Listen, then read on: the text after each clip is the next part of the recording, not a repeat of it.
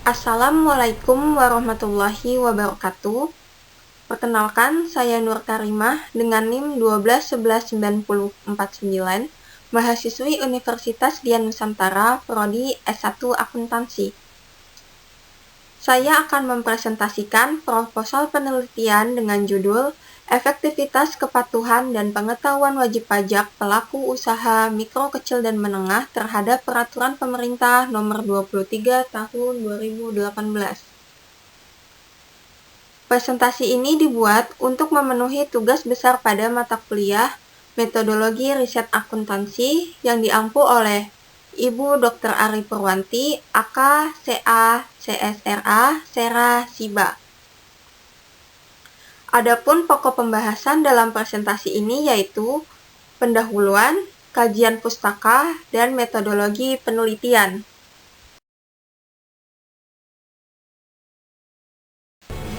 Langsung saja, pada bagian pendahuluan, peneliti dalam menulis proposal ini dilatar belakangi oleh beberapa masalah, yaitu penerimaan pajak terbesar di Indonesia berasal dari sektor UMKM. Berdasarkan data yang diperoleh dari Kementerian Koperasi dan UKM tahun 2019, jumlah UMKM di Indonesia mencapai 65,47 juta unit.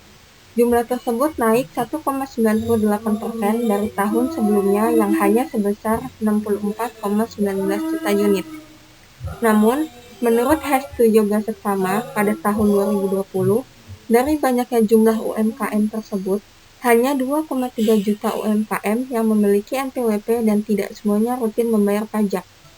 Meski pemerintah sudah menerapkan peraturan terkait pajak final khusus UMKM sebesar 0,5%, tetapi tidak memberikan pengaruh yang signifikan terhadap pembayaran pajak UMKM. Dari fenomena tersebut, menunjukkan kurangnya kepatuhan dan pengetahuan masyarakat, khususnya para pelaku UMKM, akan pembayaran pajak. Hal ini yang mendorong peneliti untuk melakukan penelitian mengenai kepatuhan dan pengetahuan wajib pajak pelaku UMKM terhadap Peraturan Pemerintah Nomor 23 Tahun 2018. Penelitian tersebut rencananya akan berlokasi di Jalan Taman Kemang 1, Kecamatan Mampang Perapatan, Kelurahan Bangka, Jakarta Selatan.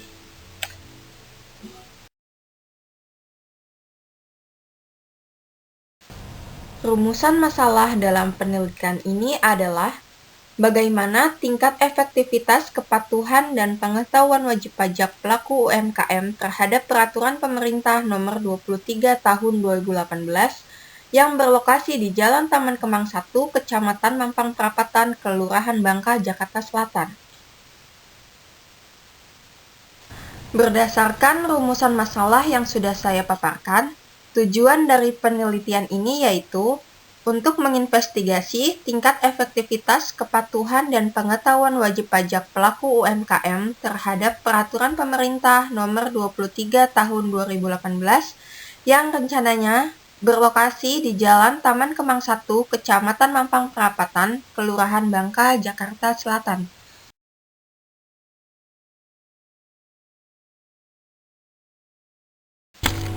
Adapun manfaat yang diharapkan dalam penelitian ini ada dua, yaitu manfaat teoritis dan manfaat praktis. Untuk manfaat teoritisnya, sebagai referensi yang dapat menambah kepatuhan dan pengetahuan mengenai hal-hal yang berkaitan dengan pembayaran pajak terutama bagi pelaku UMKM. Dan manfaat praktisnya bagi pelaku UMKM sebagai penambah pengetahuan terkait pajak yang mengatur tentang UMKM sehingga dapat meningkatkan kepatuhan dan pengetahuan dalam perpajakan.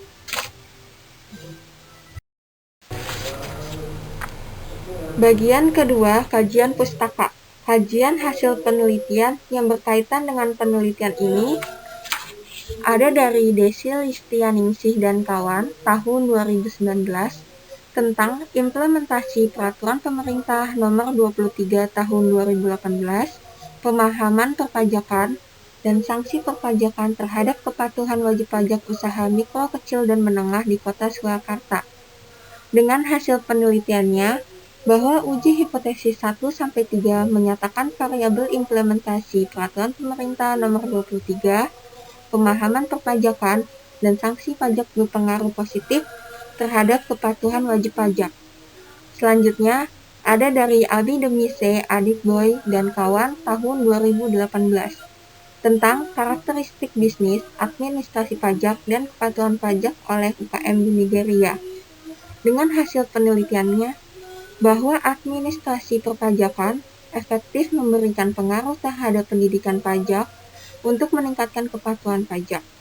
Secara khusus, hasil penelitian menyimpulkan bahwa pendidikan pajak dapat mempengaruhi perilaku kepatuhan pajak usaha kecil di Nigeria.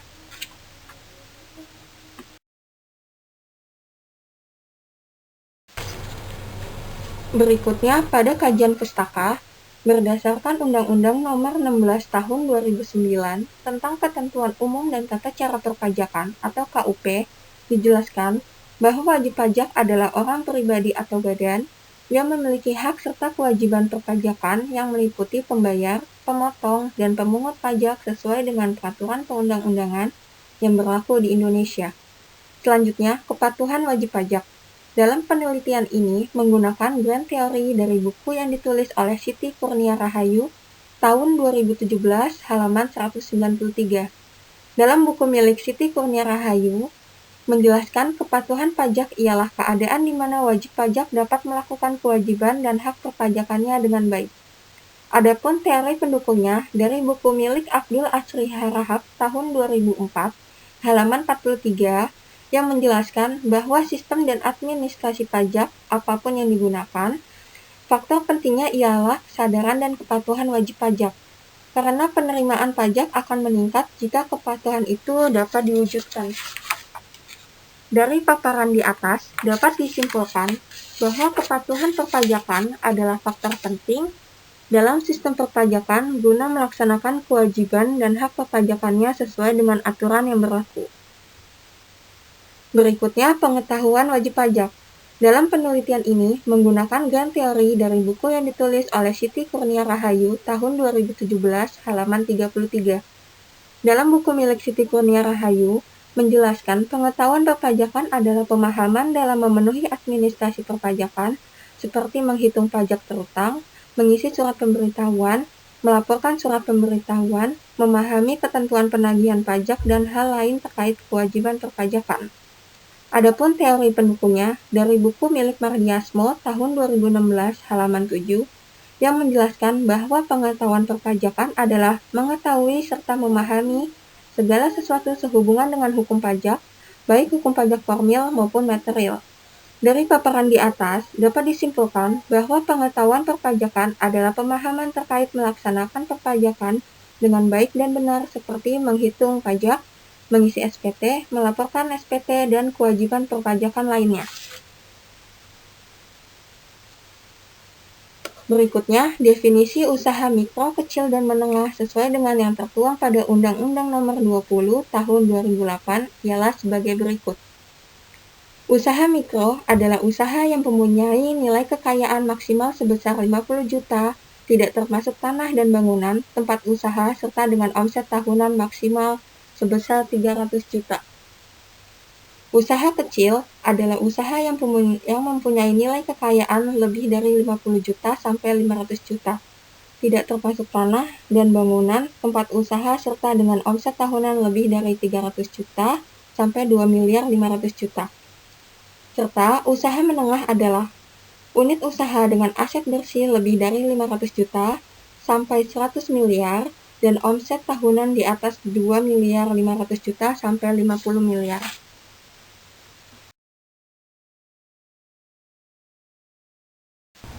Selanjutnya, untuk kerangka berpikir yaitu pelaku usaha mikro, kecil, dan menengah dengan alat ukur atau indikator untuk melihat tingkat efektivitas wajib pajak pelaku UMKM terkait kepatuhan perpajakan ialah: yang pertama, kepatuhan untuk wajib pajak agar mendaftarkan diri pada KPP setempat. Kedua, kepatuhan dalam perhitungan dan penyetoran pajak terutang. 3. Kepatuhan dalam melunasi pajak terutang yang telah jatuh tempo. Dan yang keempat, kepatuhan untuk melaporkan SPT. Apabila terlambat atau tidak menyampaikan SPT, maka wajib pajak akan dikenai sanksi administrasi. Serta alat ukur atau indikator untuk melihat tingkat efektivitas wajib pajak pelaku UMKM terkait pengetahuan perpajakan yaitu: pertama, pemahaman terkait ketentuan umum dan tata cara perpajakan. Kedua, pemahaman terkait sistem perpajakan yang berlaku di Indonesia. Dan yang ketiga, pemahaman terhadap fungsi perpajakan. Dari alat ukur atau indikator di atas dapat menjadi acuan terkait tingkat efektivitas kepatuhan dan pengetahuan wajib pajak UMKM terhadap Peraturan Pemerintah Nomor 23 Tahun 2018.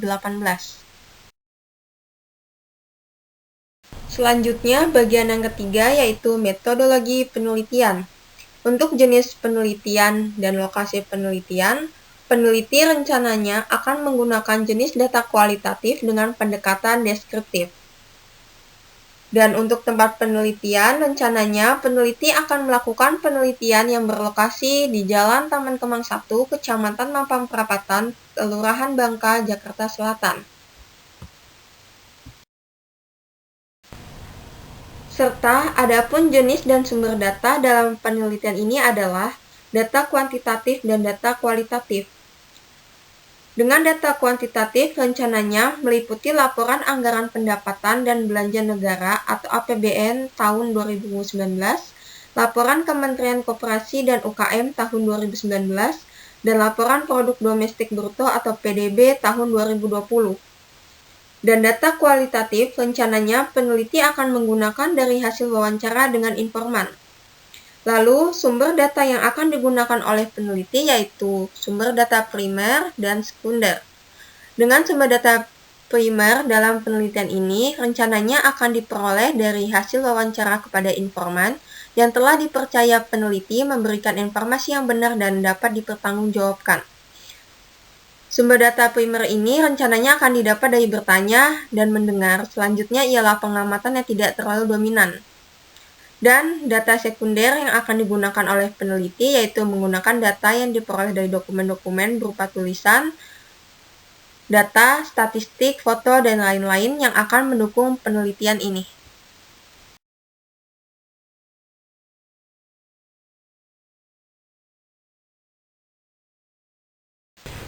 Selanjutnya, teknik pengumpulan data yang akan digunakan dalam penelitian ini adalah observasi, wawancara, dan dokumentasi. Dalam penelitian ini, jenis observasi yang akan digunakan adalah observasi non-partisipan, di mana observer atau peneliti tidak ikut aktif di dalam bagian kegiatan observasi tetapi hanya mengamati dari jauh. Lalu, jenis wawancara yang akan digunakan dalam penelitian ini yaitu wawancara terbuka, di mana informan mengetahui bahwa mereka sedang diwawancara dan mengetahui pula apa maksud dan tujuan wawancara itu. Serta, dokumentasi yang akan digunakan dalam penelitian ini adalah foto dan recording, meliputi foto saat wawancara, recording hasil wawancara dengan pelaku UMKM, serta rincian hasil wawancara. Dokumentasi ini akan dijadikan sebagai bukti bahwa telah dilakukan suatu penelitian yang sifatnya alamiah dan sesuai dengan konteks. Adapun teknik sampling yang akan digunakan ialah teknik purposive sampling. Teknik tersebut ini dipilih untuk memenuhi tujuan dari peneliti bahwa sampel harus merupakan pelaku usaha kecil dan menengah di bidang food and beverage. Berikutnya yaitu teknik analisis data. Teknik analisis data yang akan digunakan adalah teknik interaktif model, yang mengklasifikasikan teknik analisis data dalam 3 tahap, yaitu sebagai berikut: reduksi data atau data reduction, penyajian data atau data display, dan penarikan kesimpulan atau conclusion drawing. Reduksi data yaitu suatu proses pemilihan, pemusatan perhatian pada penyederhanaan, pengabstrakan, dan transformasi data kasar yang muncul.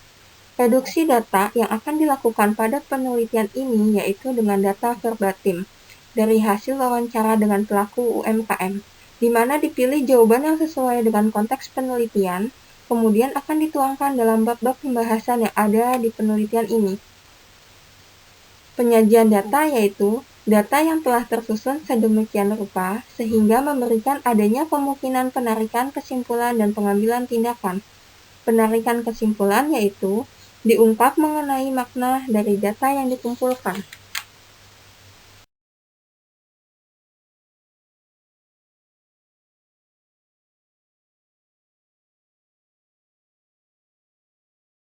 Berikutnya yaitu teknik pengecekan dan keabsahan data. Dalam penelitian ini, untuk pengecekan keabsahan data, peneliti akan menggunakan uji kredibilitas dengan teknik ketekunan pengamatan dan triangulasi. Pada teknik ketekunan pengamatan, menurut Lapau tahun 2012, peneliti perlu melakukan pengecekan kembali apakah data yang telah terkumpul telah benar atau salah. Dan menurut Yusuf tahun 2017, salah satu yang diperlukan dalam penelitian kualitatif adalah ketekunan peneliti dalam melakukan pengamatan. Hal tersebut dilakukan untuk menjaga keakuratan dan keabsahan data. Ketekunan pengamatan yang akan dilakukan oleh peneliti yaitu dengan mengadakan pengamatan secara teliti, cermat, dan terus-menerus selama proses penelitian. Kegiatan ini diikuti dengan pelaksanaan wawancara secara intensif dan mendalam, sehingga dapat terhindar dari hal-hal yang tidak diinginkan seperti berdusta atau berpura-pura. Lalu pada teknik triangulasi adalah metode penggabungan berbagai sumber bukti yang berguna untuk memvalidasi persamaan temuan penelitian. Alasan dibalik penggunaan metode triangulasi adalah untuk menentukan klarifikasi lebih lengkap dari fenomena daripada mengumpulkan kesamaan data. Manfaat lain dari metode triangulasi adalah mengurangi potensi terjadinya bias yang dihasilkan dari pengukuran tunggal. Dalam penelitian ini, peneliti akan menggunakan teknik triangulasi sumber, yaitu dengan membandingkan dan melihat baik derajat kepercayaan informasi yang diperoleh dari hasil wawancara dan data hasil observasi.